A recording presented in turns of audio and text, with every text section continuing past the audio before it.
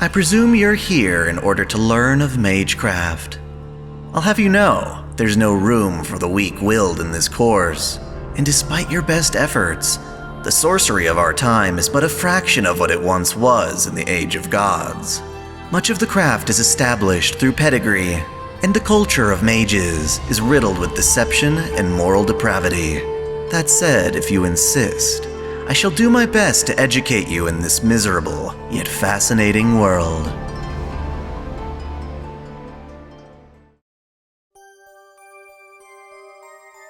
In our previous lesson in Magecraft, I revealed as much as mages currently know about the 5 true magics and their respective magicians.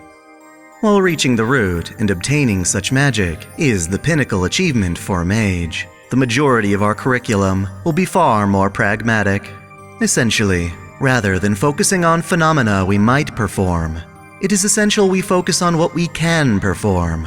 The first step in doing so is to understand how the world around us operates and what role we living beings play in its ecosystem.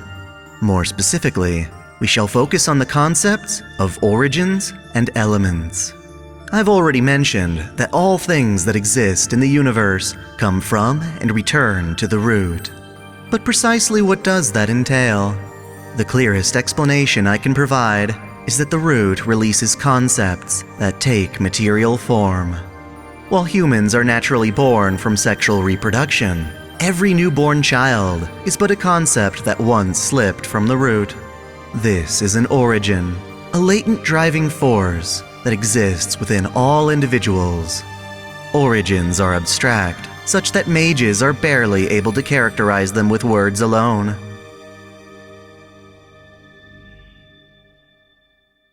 The concepts of origins are fascinating in that they characterize us all as unique existences, despite sharing the commonality of being human. A romanticized statement such as, "That man is death incarnate," can actually serve as a literal definition. The extent to which one's origin affects one's daily life has everything to do with how much one is awakened to one's origin. For some, most perhaps, the origin remains dormant. It may take shape in a quirk of the personality, a general alignment, or affinity. For others, the origin is far more present, perhaps granting individuals unique talents that defy their humanity. Despite this, one thing remains certain. If a person is awakened to their origin, they will most certainly be unable to stray from it. At this stage, an origin can and will consume one's very nature. The autonomy of consciousness will take a back seat, as the origin guides one like an instinct or compulsion. Thankfully, this is rare. Oftentimes, a mage's own origin can prevent them from their practices and pursuits. Very few mages are even capable of waking others to their origins. In terms of documented cases, we have the Ryogi family and Sorin Araya. The Ryogi, a family of former demon hunters, had a ritual to awaken the origin of infants. They intentionally used this technique to capitalize on the origin of Ryogi Shiki, which is emptiness, resulting in a child with a direct connection to the root. In pursuit of Shiki's limitless potential, Sorin Araya used his own ability to awaken the origins of potential pawns after gaining their consent, albeit deceptively. Perhaps Shiki's salvation came as a result of her lover Kokuto's origin. While it lacks a name, it shaped him into the ultimate pacifist, one that will never hurt others. It drove his compassionate personality, letting him trust in Shiki at all times. Shiki's employment to Toko Aozaki led her to encounter many foes and victims of Araya's scheming. Tomoe Enjo, a young man born to an impoverished family, was caught up in the Ogawa apartment complex incident. The design of the complex heightened the tension between his parents, causing them to kill one another repeatedly. Sorin implanted in him a subconscious interest in Shiki as a form of bait to lead her in. His origin is worthlessness. While its effects weren't strong, the origin did influence his low self-esteem, which he overcompensated for through his persistence. This lack of self-worth enabled him to more easily put his life on the line to rescue Shiki and thwart Araya's plans. In the grand scheme of things, we might consider them lucky, as origins can be far more compelling. Leo Shiraz was one of Shiki's classmates in high school. In an attempt to impress her, he picked a fight with a school bully, accidentally killing him in the process. Uncertain of how to cover his tracks and hide the body, Leo panicked. The stress, the trauma, caused his origin to partially awaken. Gruesomely, that origin was eating consumption.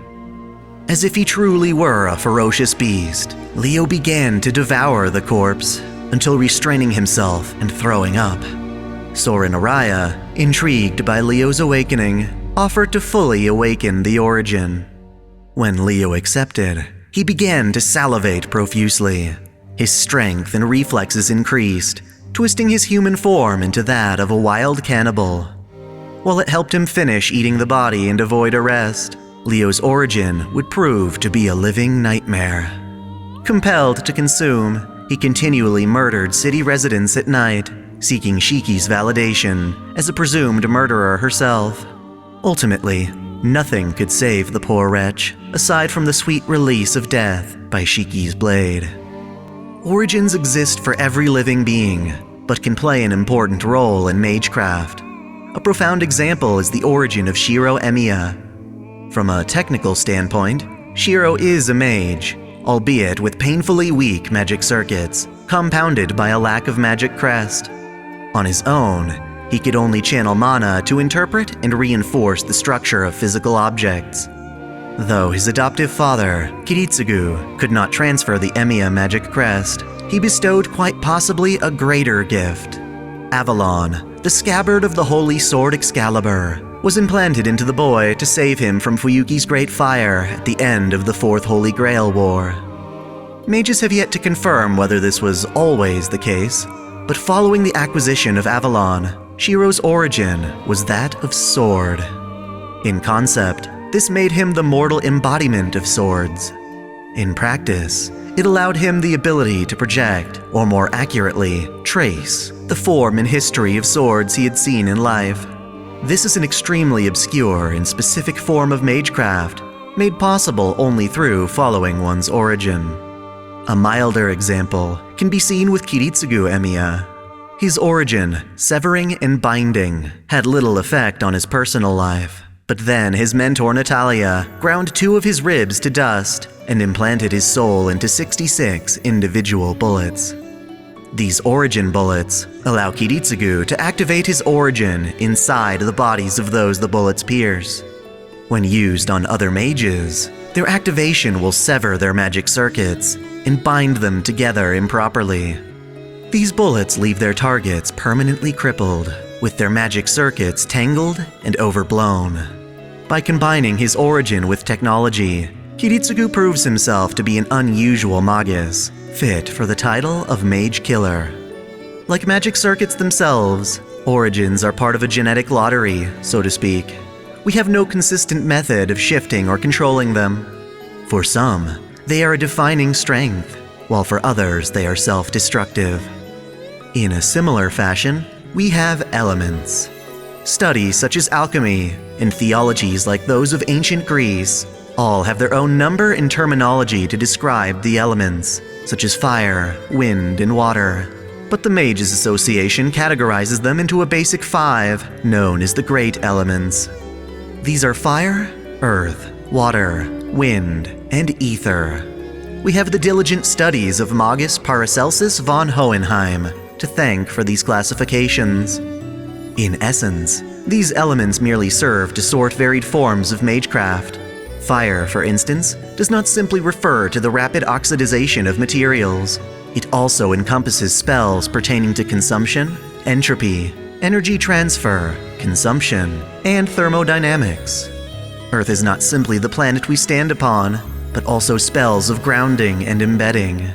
Water is not simply the fluid itself, but flows, forms, and cycles as well. Wind is not simply air, but an array of kinetic forces. Consequently, ether lacks a form of its own. As an imaginary factor, it combines with the other elements in the production of spells. Certain bloodlines of mages have particular elemental affinities. Like origins, they can be unique to the individual, but also tend to share a hereditary consistency. Some iconic elemental affinities include Luvia Gelita Edelfelt and Waver Velvet's affinity to earth, Tokiomi Tosaka's affinity to fire, the Aozaki family's affinity to wind, and the Mato family's affinity to water. Sakura Mato, before being indoctrinated into the Mato family, had no particular affinity at all. In contrast, Rin Tosaka is an incredibly gifted mage with an affinity to all 5 elements. When it comes to thaumaturgical study, a mage's elemental affinity may help guide them into specializing in particular spells or styles over others. Think of them as the varied flavors of Magecraft. In addition, there are some other elements not commonly attributed to mages. Hollow, for instance, is an element tied to traversing imaginary number space. Put bluntly, this refers to a space different from the world in its reverse side. It is best thought of as an alternate plane or dimension. The few mages who do have an affinity for this element typically use spells to store matter from our plane into imaginary space. This is seen when Trisha Fellows hides her still-living head in imaginary space. When Sakura Mato was linked to Angra Mainyu with fragments of the Lesser Grail implanted into her heart, the mysterious shadow and its fodder could be considered a form of imaginary space. Atlas alchemists often deal in human factors, which also tend to have affinities.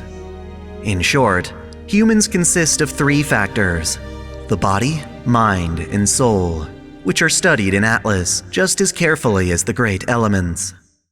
In summation, there are 2 major forces that work to characterize mages and their abilities. The first is the origin, the concept that slips from the root and materializes to form living things. Each human has an origin, and while they normally have a subtle effect on a human's personality, origins can wake within humans to compel and control them. For mages specifically, there are elements tied to the various spells mages use, and most mages and mage families have an affinity toward one or more of these elements, influencing the kinds of spells a mage is likely to pursue and master. This concludes today's lesson. In the future, I wish to discuss magical energy itself, mana. We will explore where mana comes from and how it's used when evoking spells.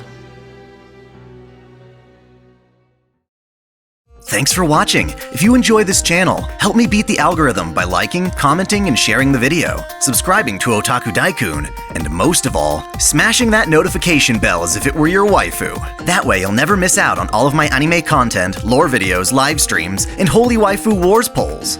My vids are struggling to get featured, so that bell is absolutely critical. If you want to support me directly, check out my Patreon, or consider donating via Super Chat. And as always, celebrate your fandom.